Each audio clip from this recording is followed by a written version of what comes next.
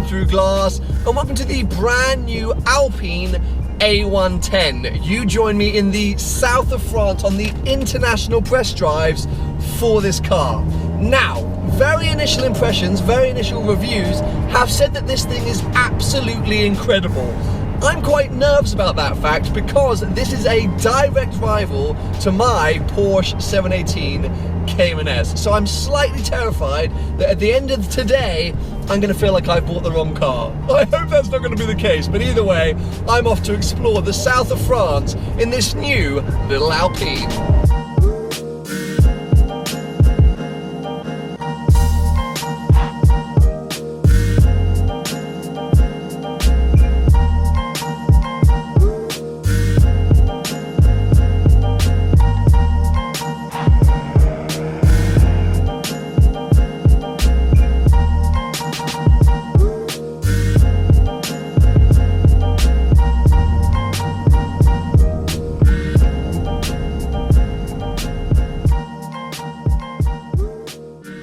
I've had to pull over because I've been driving this car now for maybe an hour or so, and I'm starting to fall in love. Honestly, this thing is incredible. This thing is incredible, and I've just approached what looks like on the sat-nav quite a sort of tight and twisty road. So before I attempt to launch it up this tight and twisty road, I just wanted to cover off a few of the basics because I might get distracted or carried away once I start really pushing this thing. So, to recap, Alpine A110, brand new car, 1.8 litre, 4-cylinder, inline 4-cylinder engine, turbocharged. That didn't make a lot of sense. 1.8 litre turbocharged inline 4-cylinder engine, 250 horsepower, 0 to 60, 4.5 seconds. So whilst this is a rival to the 718 Cayman, I don't think it's quite a rival to the 718 Cayman S, which I own. So it's a sort of bracket below, but it's all about mid-engine, lightweight, chassis, steering, feeling, driver enjoyment. We're going to get onto all the aesthetics of this thing because I do think it looks amazing in my personal opinion, and this interior I think is amazing. But let's get on to the most important thing. How does it drive? Not sure I'm ready for this because just on the motorway here it's felt amazing, but 3, 2, 1, let's go. First thing you might notice is it sounds bloody good. For a 4-cylinder, wow, it gargles, it pops, but it's got that throaty noise on acceleration as well. In terms of power, it feels ready to go. It's missing a little sort of top-end push. On a road like this, it's brilliant. It's got everything that you would need to get in and out of the corners, but sometimes I want a tiny bit more. I have no idea if they have plans to do an A110S at some point or a more hardcore version, but it could do with perhaps 20 or so more horsepower. But it is all about the weight, this car. So, being a previous owner of an Alfa 4C and a 695 Proposto, I know that when manufacturers start talking about lightweight, it usually means you're not going to have aircon and you're not going to have a radio. But the big thing with the Alpine is they want this car to be used. So they've purposely made sure that it's got all the comfort and usability that a sort of GT car would have. We've got sat-nav, we've got aircon, I've got plush leathers. It feels really well put together. In terms of quality, it is right up there with anything else in its class, but this thing weighs just over 1,100 kilos, which means, as you can probably get an idea, you can absolutely thrash this thing. It feels so nimble, and the center of gravity for the car is right under my bum. Like literally, my bum is the center of gravity, which means I feel so in tune with this car. It's like I'm driving a go-kart. It is the nicest feeling. The chassis is just so balanced. I mean, I'm definitely not a pro level driver or pushing it hard enough to start experiencing things like understeer on a road like this, but it just feels so good. And that soundtrack for just under £60,000, well actually just over £50,000, I can't think of a much better sports car, honestly, in terms of pure enjoyment. And the other thing which is amazing is the amount of attention this car gets. I know we're in France, I know it's brand new. I had a guy get out of his car at a junction, come back and say, do you want to swap? I couldn't tell whether I was about to get stabbed or mugged or carjacked, but I don't think I've ever experienced that. Even in a bloody Ferrari. Oh, we're on a very bumpy road now. This thing is so impressive.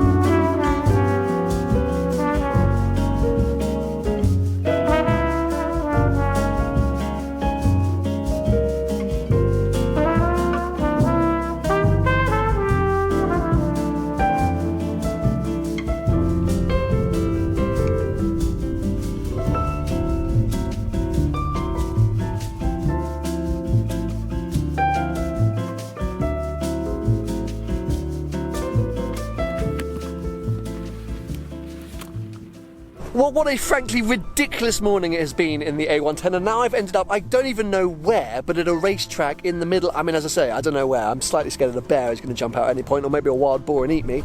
But what we're going to do is we're going to park these up. I'm going to go inside, have a coffee and a bite to eat, and then I'm going to be headed out on track in the A110. If I didn't think it was good enough already, God knows what it's going to be like out there.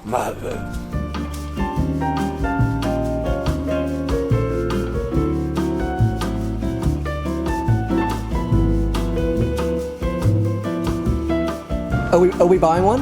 Sorry, yeah. Yes, please. Should we get matching ones?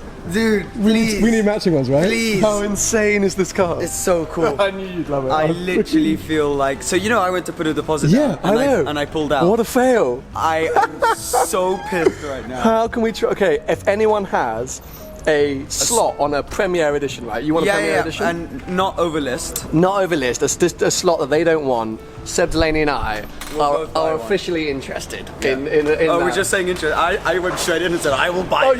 yeah. Okay, he's not messing around. I've got 30 postcards for sale. Oh, yeah, that's the map. Sorry, wait, hold on a second.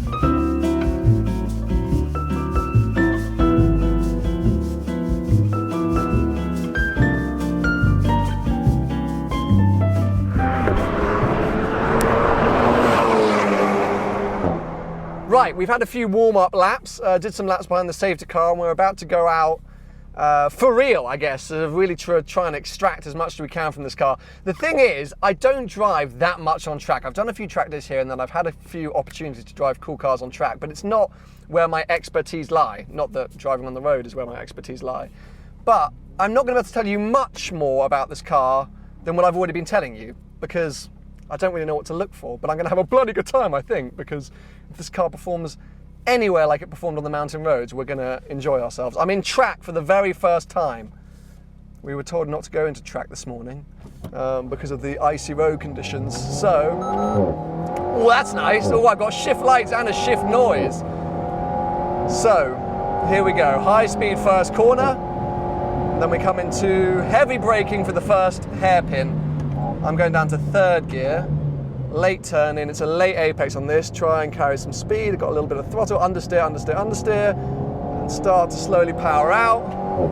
All that I was saying before about the centre of gravity being right under my bum means that driving on track is so much fun because this car is just right under you. I mean, literally, careful through there, that's the corner that famously spits out a lot of people. Take off a little speed. Take off a little more. Oh, I buggered that right up. Come up through here. Now, this is my favourite corner. Dab of the brakes, down a gear, literally cut there, straighten up, down again, bit of tyre squeal, yes, and he's away. So the thing is, this car I think does give you a little bit more understeer than oversteer, but you know what? I don't care, because it's amazingly good fun, right? Flat out, and big on the brakes. Big on the brakes, big on the brakes, big on the brakes. I shifted way too early there, I don't know what I was thinking. Again, oh yeah. Now power out. It's just such a love. This is how I'm spending my day.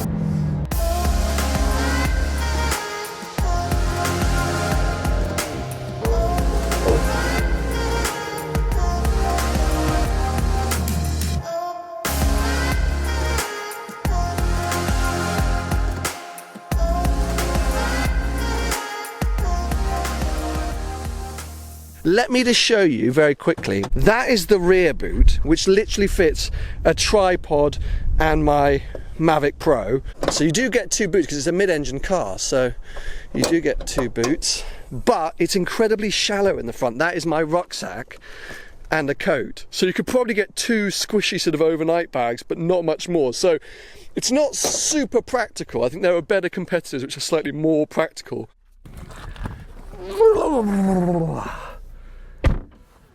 So, we have driven the Alpine, oh let me just get this little number out of the way. Driven the Alpine on road, driven it on track. Trying to think what else there is to tell you about this car. I mean, I think it's fairly obvious that I've been enjoying myself and having a good time. And I think everyone else has been as well, although at lunch there were a few sort of complaints which I hadn't experienced. The gearbox, which I think I might have mentioned on track, 7-speed dual clutch transmission, I have found great. I've really not found any issues. The only thing that happens is sometimes when you're going for it in sport mode, it will shift up for you. So as you approach the red line, if you're shifting quite late, you go from third and you're going to grab fourth, it shifts for you, so end up in fifth. So that I would say is a negative, but it feels quick and it's smooth and that's all good. What else do people say?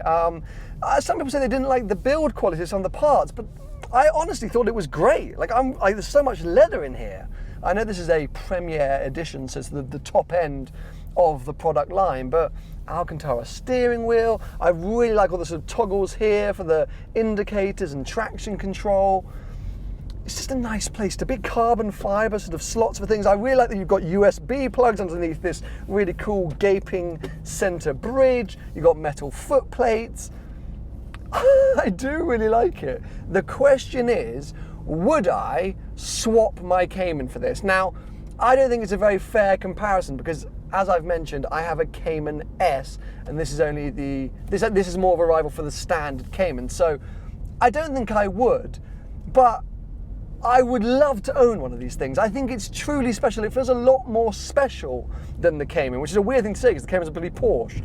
But this feels a bit more unique, a bit more of a sense of occasion, and I'm so happy to be getting back in it after driving on track to then drive it some more. I would love to do like a cross-European trip on one of these. I think I say that about most cars, if I'm honest. Anyway, I am now incredibly lucky because I have an hour and 5-minute beautiful drive back to that stunning hotel I stayed in last night.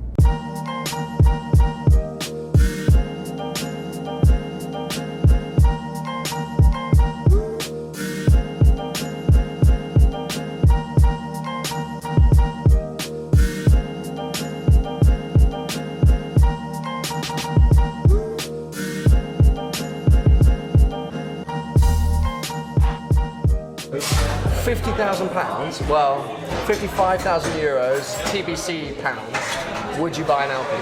Oh, no, what would you buy? Okay, well, I don't want to make it too long, but give me a few. Make it really short because this is the end of the video. Okay, put it in my mind. You've got 4 options. TTRS. Audi TTRS, BMW M2, Porsche Cayman 718 Standard, Alpine A110, and they're all spec'd.